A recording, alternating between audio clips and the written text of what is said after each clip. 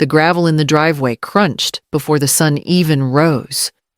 I was already awake, sitting at the kitchen table with my hands around a warm mug that had gone cold. The house was still enough that I could hear their car doors slam and Kelsey's voice rise before they even reached the porch. "Open up, this is our house," she shrieked. I walked slowly toward the front door. My hands didn't shake. I had rehearsed this moment not out loud, but in my bones.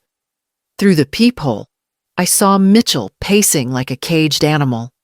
His eyes darted around jaw-clenched hands flexing at his sides. Then he opened the trunk. That's when I saw the sledgehammer. My son, the boy I carried through fevered nights and kindergarten plays, pulled a sledgehammer from the back of his car and rested it on his shoulder like it was just another tool. Behind me, Russell Hart's voice was steady. "Let them try." The deputy, plainclothes, but with a badge clipped to his belt, stood silent by the stairs. His presence was calm, almost invisible. That was the point. I unlocked the deadbolt, then the chain, and finally turned the knob. The door opened with a soft creak. Mitchell froze mid-step, one boot lifted above the first porch tile. His arm dropped a fraction. Kelsey blinked hard. Her lips parted, but no words followed. The sledgehammer hung awkwardly between them. Russell stepped forward. "Mr. Salter." "Mrs. Salter," he said, smoothly extending the folder. "I suggest you read this before making another move. You'll find a copy of the deed, the trust documents, and a court notice regarding your recent behavior." The deputy took a slow step forward, arms at his sides. Mitchell didn't reach for the papers. Kelsey's mouth opened, then closed again. I didn't speak. I didn't need to. In silence, I stepped back from the door and let them see the house behind me, clean, untouched, and entirely mine. And I remembered exactly how we got here. It started with a phone call on a Tuesday afternoon. Mitchell's voice was low, cautious, too cautious for a son speaking to his mother. He said he'd been laid off. "Just until I find something new," he added quickly. "It's not forever." Kelsey had already suggested they move in with me, just for a few months, just until things settled. Of course I said yes. I cleared out the guest room that evening, folded the sheets twice, then a third time. I told myself it would be good to have company. I hadn't had anyone in the house since Thomas died, and silence was beginning to thicken around the furniture. They arrived on a Sunday. 2 cars, 3 suitcases, 5 boxes, and Kelsey's dog, who immediately peed on my rug. Kelsey looked around and wrinkled her nose, then smiled as if trying to be polite. She moved the vase on the dining table without asking. By Monday morning, she had reorganized the living room and taken down the curtains I'd sewn with my sister. Mitchell was quiet at first, but it didn't take long before he moved my rocking chair out to the garage to make room. He said I should rest in my room more anyway. Soon their things were everywhere. Kelsey's blender on the counter, her yoga mat rolled out in the sunroom, their coats on the entry hook where I used to hang Thomas's. The changes came slowly, one soft step after another. I didn't argue. I thought it would be over soon. Then one evening, I came back from the store and found Kelsey in the master bedroom measuring the walls. Mitchell was behind her holding a tape measure. When I asked what they were doing, she said, "We were thinking it'd make more sense if we had this room. More space, more light. You don't really need it, right?" They were smiling. I didn't answer. I just nodded and walked back into the kitchen, where my tea had gone cold. By the end of the week, I was sleeping in the guest room with half a closet and a broken lamp. It's strange how something can disappear right in front of you, and no one says a word. First, it was the curtains. My chintz ones, the ones with the little blue flowers I'd sewn after Thomas passed, were gone one afternoon, replaced with beige linen panels Kelsey ordered online. She said nothing. Neither did I. Then the wall in the hallway, once lined with photographs from birthdays, fishing trips, Anniversaries was painted over in a flat off-white. I found the frames in a cardboard box labeled Old Stuff, shoved in the back of the coat closet. When I asked Mitchell about it, he said, "It's just paint, Mom." But I remembered the day we'd hung each frame. I remembered who took the photos. I remembered who wasn't in them. The tea kettle vanished next. The red enamel one Thomas had given me the Christmas after I retired. I checked every cabinet, even the garage. When I asked Kelsey, she sighed. "We're updating things." That one was chipped. It wasn't. A new electric one had taken its place, sleek, silver, and soulless. It boiled water, but never whistled. One morning, I tried to open the back door to check on the rosemary plant, and the lock didn't recognize my key. Later that week, I saw Mitchell installing a digital keypad on the front door. I stood beside him and waited, but he never offered me the code. I didn't ask. I just stopped leaving without my wallet. At night, I began sleeping with my ID and checkbook tucked inside my pillowcase. I don't know when I started doing that, only that it felt safer than the kitchen drawer. My place in the house shrank without anyone saying so. My cups were pushed to the high shelves. My name rarely came up. My voice when I used it seemed to float in the room a second too long. Still, I told myself they were going through a hard time. Stress makes people act differently. It would settle. They would remember who I was. But the real turning point came the night they asked me to leave my own bedroom for good. It was a Thursday, the kind of evening where the air feels thin and tired. I had just finished folding laundry when Mitchell came into the kitchen, rubbing the back of his neck like he always did when he didn't want to say something. "Kelsey needs more space," he said, avoiding my eyes. "For her online business. She's doing Zoom consultations now, and the lighting in the master is better." I stared at him, waiting for the part where he'd say it was a joke. "We figured, maybe you could use the sunroom for now, just until we get things sorted." The sunroom.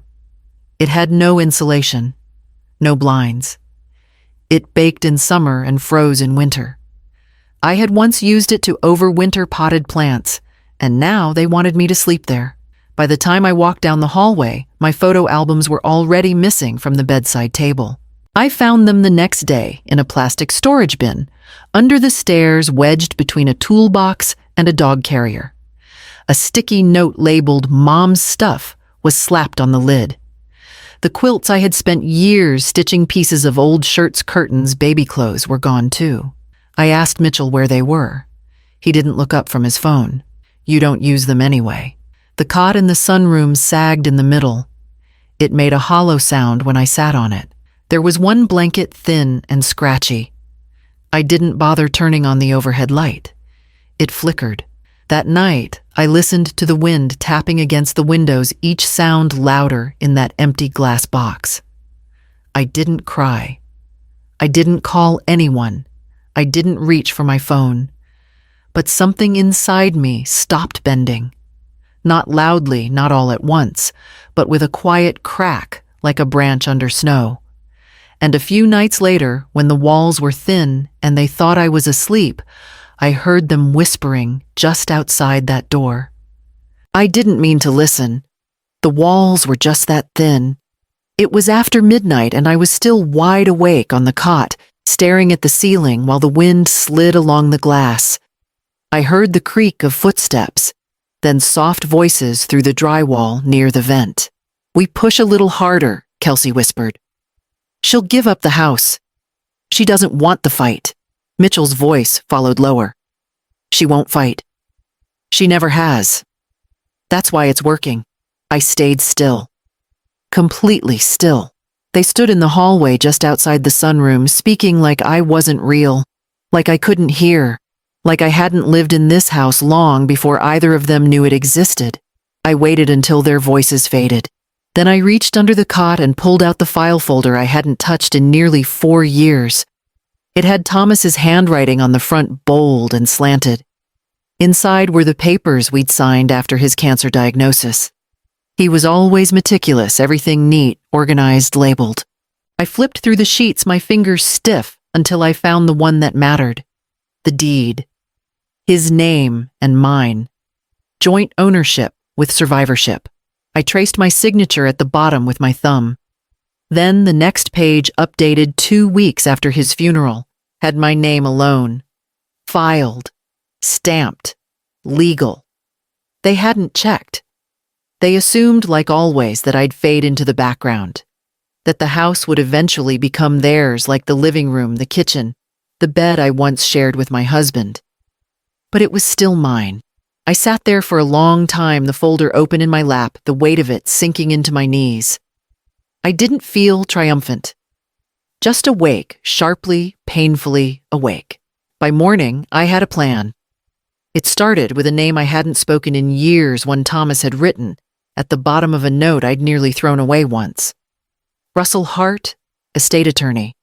Trustworthy. Quiet. That was all it said. But it was enough. The envelope had been in the back of my dresser drawer for 4 years. I'd moved it from place to place, always too heavy, in meaning to touch, but too precious to throw away. Thomas gave it to me the night before his second round of chemo, his hand trembling as he placed it in mine. "Only open it if you need to," he said. I nodded, thinking I never would. But now I needed to. I unfolded it slowly, careful not to tear the edges. Inside was a single sheet of paper, handwritten in blue ink. "If you're reading this, I'm gone, and something's gone wrong. Don't wait too long to act. The house is yours alone now. If anything ever feels off, if family makes you feel unsafe, call Russell Hart. He helped me draft the trust. Quiet man. Knows the law. He'll protect what matters. Don't let them take what we built. Thomas."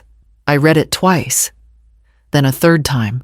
The line that struck deepest wasn't the warning, it was what we built. He remembered. He knew what it took, even if Mitchell and Kelsey never would. I found Russell's name in the old phone book tucked beside my cookbooks. The number still worked. I dialed. He picked up on the first ring. "Russell Hart," he said, clipped and calm. "This is Doreen Salter," I replied. "Thomas was my husband. You helped him with a trust." There was a pause, long and respectful. Then, "Yes, ma'am." "I remember Thomas. What's going on?" I told him just enough. He asked if I still had the documents. I said yes.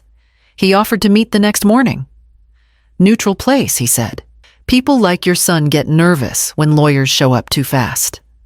I didn't ask how he knew that. I just agreed and wrote down the name of the diner.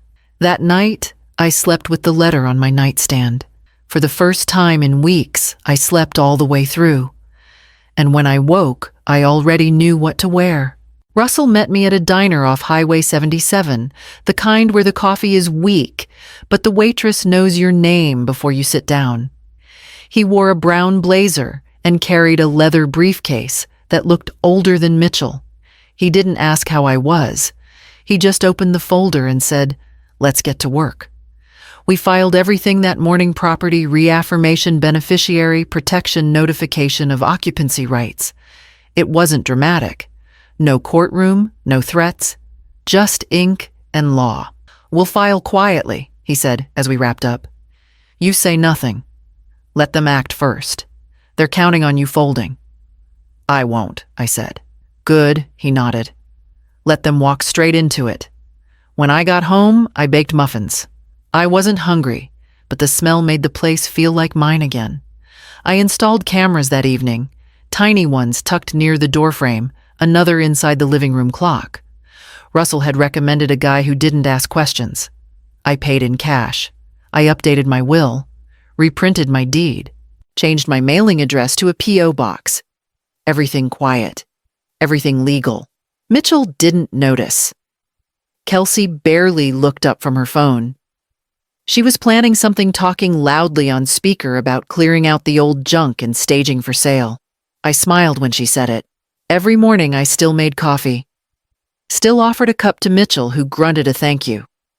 Kelsey never accepted. She drank something green from a blender she never cleaned.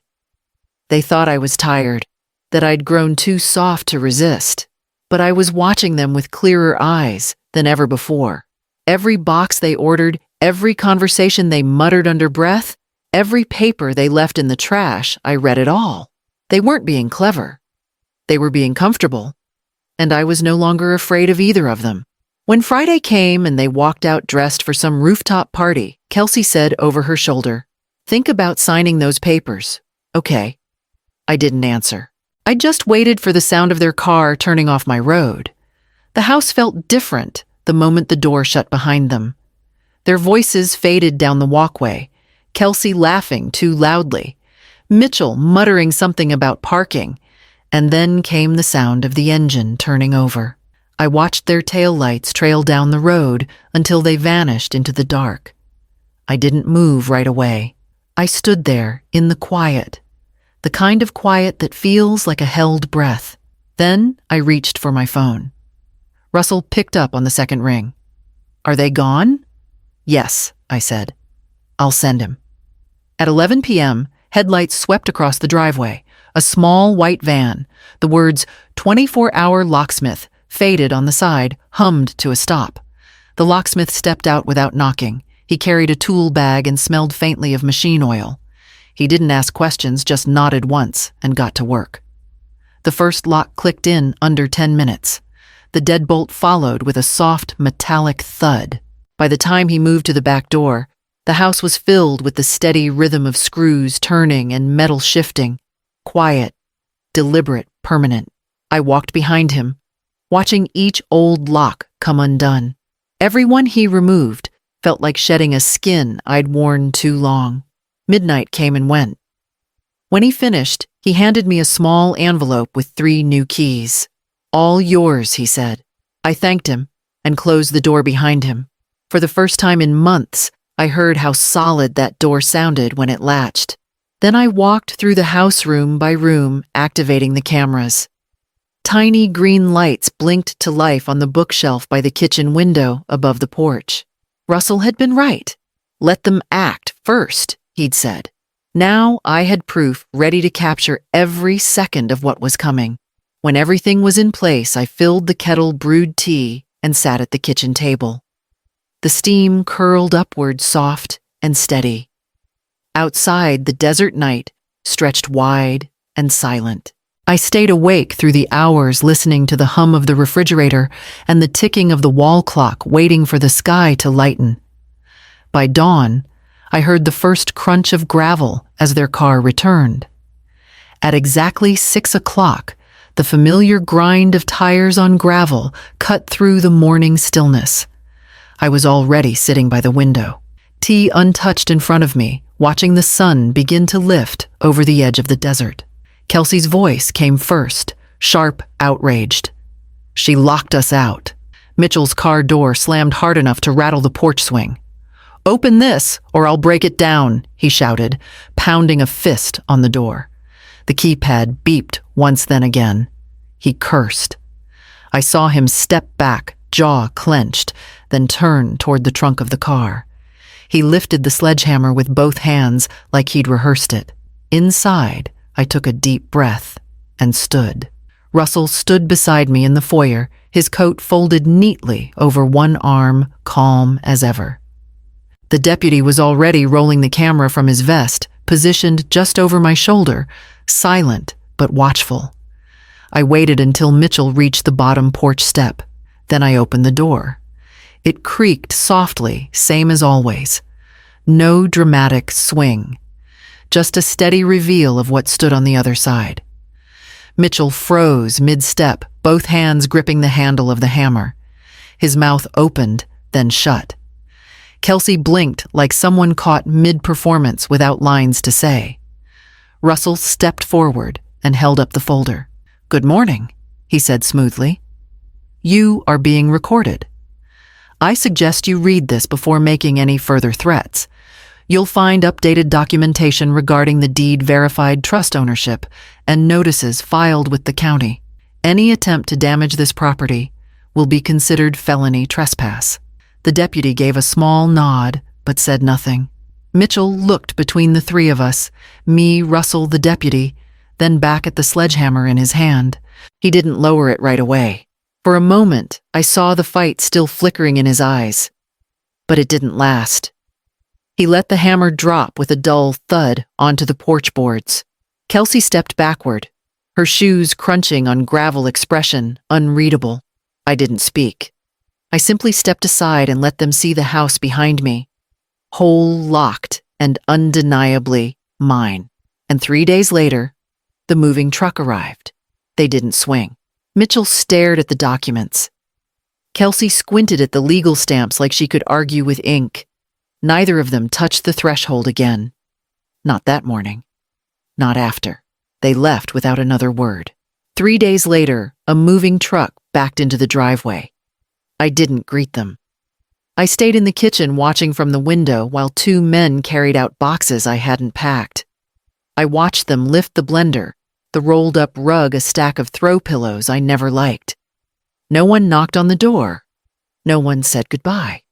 By evening, their car was gone. The house was still. The sunroom was empty again.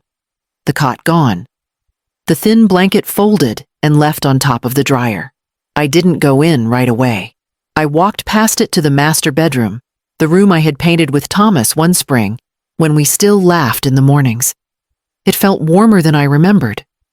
Maybe it always had. I slept with the door open that night. Not because I had to, but because I could. The house echoed for a while after that. A kind of hollow peace full of absence.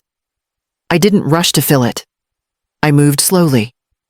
I brewed my coffee, watered the front porch plants, called my sister in Montana. We didn't talk about Mitchell. I kept the locks.